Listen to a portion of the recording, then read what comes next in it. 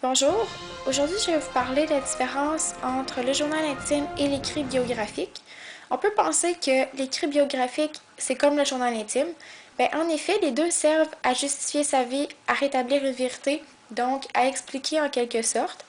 Par contre, le journal c'est a priori un texte qui n'est pas destiné à être lu par d'autres personnes que celui qui l'a composé, alors que l'autobiographie a été écrite pour être publiée.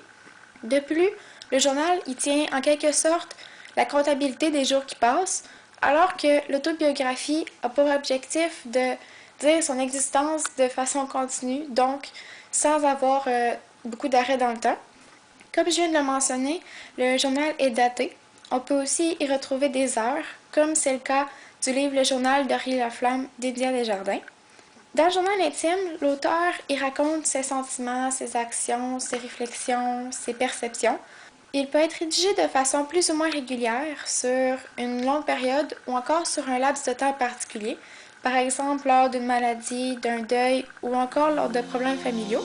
Donc voilà, c'est ce qui conclut cette capsule sur le journal intime et l'écrit biographique.